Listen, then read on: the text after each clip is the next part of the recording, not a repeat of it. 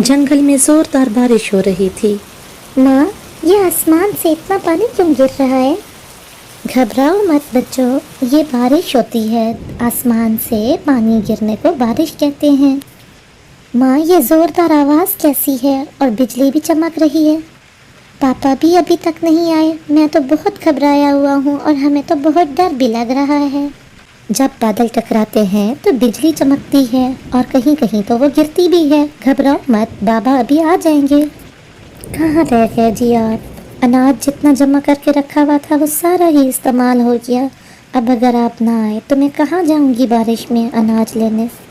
पारो चिड़िया मन ही मन ये सोच रही होती है कि अचानक उसकी नज़र पानी टपकने पर पड़ती है। अरे ये क्या, कल तक तो ठीक। वो यही सोच रही थी कि जोर से उसका घर हिलने लगता है।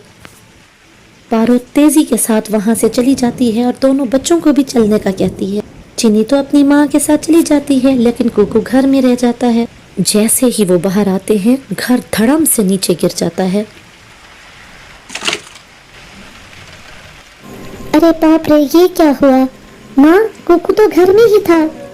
उस पर एक दुख के बाद दूसरा दुख गिरे जा रहा था और वो तेजी से अपने बेटे की तरफ भागती है।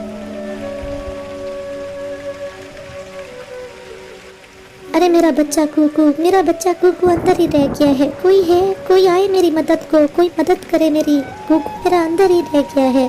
लेकिन कोई उसकी मदद को नहीं आता। इतनी देर में राजू चिड़ा भी आ जाता है। ओ जी देखिए तो सही, हमारा कुकू अंदर ही रह गया। पता नहीं मेरा कुकू कैसा होगा, वो ठीक भी होगा कि नहीं। कोई मदद को तो आए। पारो, तुम फिक्र मत करो, हमारा कुकू बिल्कुल ठीक होगा। आओ मेरी मदद करो कुकू को निकालने में। जैसे तैसे करके वो कुकू को बाहर निकाल लेते हैं, लेकिन घाव ज्यादा होने की वजह से कुकू मर जाता है और जिंदा नहीं बचता। कुकू, मेरे कुकू, ये आपको क्या हो गया? ओ जी मुझे माफ़ कर दीजिए, मैं आपकी संतान की हिफाजत नहीं कर पाई। पारो, तूफान आ चुका है, बारिश तेज हो गई है, हमें यहाँ से जाना होगा। चलो चले, हमें यहाँ से अब जाना होगा। हमारी किस्मत में यही था। वो अपने सीने में दुख दबाए हुए वहाँ से उड़ जाते हैं और जाके मीनू मौसी के घर के पास दस्तक देते हैं। मीनू मौसी, दरवाज़ा खोलिए। मैं हूँ पारो, मेरा परिवार दुख में है, मुसीबत में है, हम खोलिए दरवाज़ा। मीनू सब कुछ सुन रही होती है, लेकिन वो कोई जवाब नहीं देती। वो पुकारती रहती है, लेकिन मीनू मौसी कोई जवाब नहीं देती। मीनू मौसी को शायद हमारी आवाज़ नहीं आ रही, शायद वो सो चुकी हैं। अब हमारे पास कबूतर भैया के घर जाने के सिवा और कोई रास्ता नहीं। फिर वो वहाँ से चले जाते हैं। ठीक किया, मैंने कोई जवाब नहीं दिया। मैं क्यों इसको आने दूं? बच्चा इसका मर गया, घर इसका गिर गया, बारिश रुकने तक ये तो यहीं रहनी थी। सही किया मैंने। कबूतर का घर भी इसी जंगल में पारो के घर के पास ही था। जब पारो का घर गिरा था तो कबूतर भी उसको अपनी खिड़की से देख रहा था, लेकिन मदद को कोई नहीं आया। सबको ये डर था कि अगर उसकी मदद करेंगे तो वो हमारे घर में ही ना रह ले, पता नहीं बारिश कब रुके।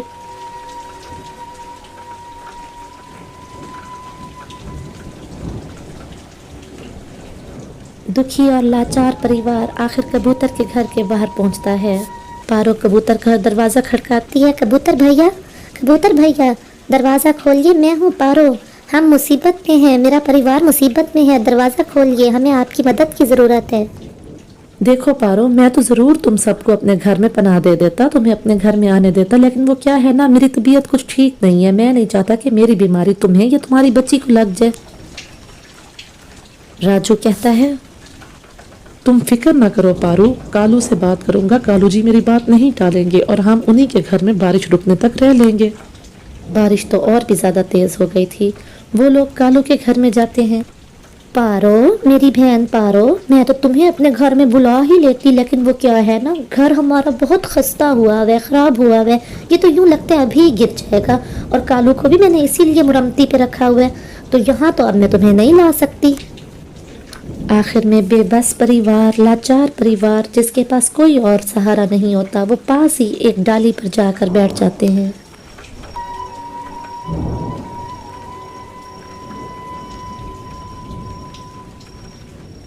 तुम फिक्र मत करो चिन्नी, मैं और पापा हैं ना, हमारे परू में आ लो। आ जाओ मेरी बच्ची, आ जाओ चिन्नी, इधर आ जाओ। फिर वो दोनों चिन्नी को अपने परू में ले लेते हैं कि वहीं पर लाड़ो चिड़िया भी आ जाती है।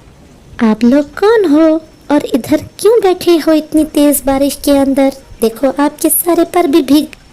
पारो लाड़ो चिड़िया को पूरी की पूरी बात बता देती है। उसकी पूरी बात सुनने के बाद लाड़ो कहती है, मुझे बहुत दुख हुआ आपकी सारी बात सुन के। मेरा घर यहीं पास ही है, आप लोग मेरे घर में आ जाओ और जितने दिन चाहो आप रुक सकते हो। ये अदरक वाली चाय है, मैंने आप सबके लिए बनाई है क्योंकि आपको बहुत ठंड हो गई है। आप लोग ये चाय पियो और आराम कर। बारिश तेज होने के कारण मीनू मौसी का घर भी गिर जाता है। बारिश इसी तरह से ही जारी रहती है और कुछ ही देर बाद कबूतर का घर भी नीचे आ पड़ता है। सब परिंदे बहुत परेशान होते हैं, लेकिन पारो आराम से बारिश रुकने तक लाड़ो के घर में रहती है। गौरी कवि प्यासी थी और वो पानी पीने नदी के पास जा रही थी। सोचती थी कि इस बुढ़ापे में मेरा साथ कौन देगा, लेकिन देखो ऊपर वाले ने मुझे तुम जैसी बेटी दे दी। मैं तुम्हें पाके बहुत खुश हूँ मेरी बेटी। माँ जी, आपने भी मुझे माँ की कमी कभी महसूस नहीं होने दी। माँ के जाने के बाद आप ही मेरी माँ बनी है। चिड़िया चलो बहुत प्यास लगी है, चल के पानी पी लेते हैं नदी के पास। फिर बूढ़ी चील और चिड़िया दोनों नदी के पास पानी पीने आ जाते हैं। गौरी कवि वहाँ पहले से बैठी होती है। चील, माँ जी आपको जेब तो नहीं देता इस छोटी जात वाली चिड़िया के साथ दोस्ती करना? ये कोई बात हुई भला? कहाँ आप, कहाँ ये तुम्हारी नजर में छोटी होगी, मेरी तो ये बेटी है बेटी। लेकिन चीलें तो पक्षियों का शिकार करती हैं, दोस्ती थोड़ी ना करती हैं। आपकी दोस्ती कैसे हो गई इसके साथ? अरे बेवकूफ़ काली कवि, करती होंगी चीलें शिकार, लेकिन मैं ऐसी चील नहीं हूँ। फिर गौरी कवि हसद और जलन में वहाँ से उड़ती भी चली जाती है। वो उड़ती भी कहीं दूर जाके बैठ जाती है। वहीं पास वाले पेड़ पे दो उल्लू बैठ के बातें कर रहे होते हैं। काम तो मुश्किल है, लेकिन वो चील बुढ़ी हो गई है। अब अगर हम उसको मारते हैं तो हम पूरे जंगल के राजा बन जाएंगे। गौरी कवि पास के पेड़ पे बैठ के उनकी बातें सुनने लगती है। बात तो ठीक है तुम्हारी, लेकिन बात ये है कि उसको मारना आसान थोड़ी ना है। कोई ना कोई योजना तो बनानी होगी हमें इस काम के लिए। अरे वाह, लोहा गरम है, यही मौका है जाके ज़र्ब मारती हूँ अपनी। फिर गौरी कवि उड़ती हुई उल्लुओं के पास चली जाती है। अरे ओ काली कवि, तुम इतनी बहादुर कहाँ से हो गई? हम उल्लुओं के पास आने से पहले तुम्हें डर नहीं लगा? जब बात ही मैं उल्लुओं के फायदे की करने आई हूँ तो फिर डर कैसा? अब मेरी बात गौर से सुनो। तुम चील को मारना चाहते हो, मैंने सब सुन लिया है। मैं इस काम में तुम्हारी बहुत अच्छी मदद कर सकती हूँ अगर तुम चाहो तो। लेकिन ये काम इतना आसान नहीं है। चील को मारना इतना आसान नहीं है जितना तुम सोच रही हो। सबसे पहले तुम्हें इस काम के लिए चिड़िया को खत्म करना होगा। वो छोटी चिड़िया है नहीं, रानो चिड़िया, वो चील की बेटी बनी हुई है और वही ही उसकी कमर है। अगर तुम उसको मार दो तो चील की कमर टूट गई।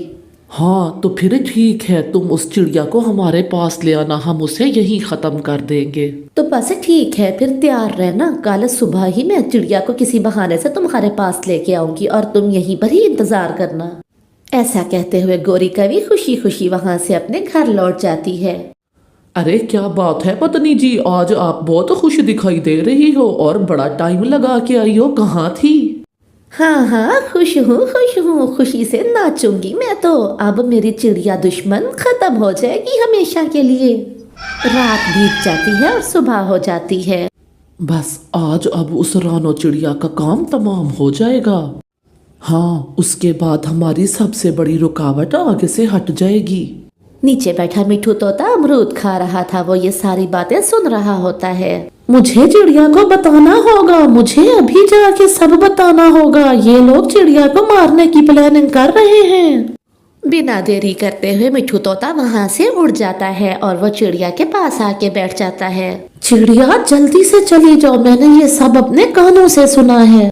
लेकिन मिठू भैया, मैंने उन उल्लुओं का क्या बिगाड़ा है? मेरा क्या कसूर है? ये सब तो मैं नहीं जानता। चिड़िया जिंदा बच गई तो सोच लेना सब कुछ। अब जाओ दूसरे जंगल। फिर चिड़िया सब कुछ छोड़ छाड़ के अपनी माँ के जंगल चली जाती है। वो अपनी माँ के घर रहने लगती है। आखिर मैंने उनका क्या बिगाड़ा है? क्यों मारना चाहते हैं वो मुझे? रानो, कहाँ चली गई तुम? मैं तुम्हारे बिना अधूरी हूँ मेरी बच्ची, मेरे पास आओ। कहाँ ढूंढूं तुम्हें अब मैं इस उम्र में? कहाँ चली गई? शाम हो गई और अभी तक तुम नहीं आई। सब से पूछ लिया, किसी को भी नहीं मालूम कि वो चिड़िया कहाँ चली गई। वो उल्लू मुझे नहीं छोड़ेंगे। गौरी कवि यही सोच रही होती है कि वहाँ उल्लू आ जाते हैं। कहाँ गई है रानो चिड़िया? तुमने तो कहा था मैं रानो चिड़िया को तुम्हारे पास लेके आऊंगी। उल्लू जी, कोई नहीं जानता कि वो कहाँ चली गई। सुबह से अब तक मैं उसको ढूंढ रही हूँ। लेकिन अब तुम हमारा राज जान चुकी हो, अब हम तुम्हें जिंदा नहीं छोड़ सकते। ऐसा कह के वो उल्लू गौरी कवि पे लपकते ही है कि चील आ जाती है। उनमें खूब लड़ाई होती है। चील उन्हें अच्छा मारती है और वो दुम दबा के वहां से भाग निकलते हैं।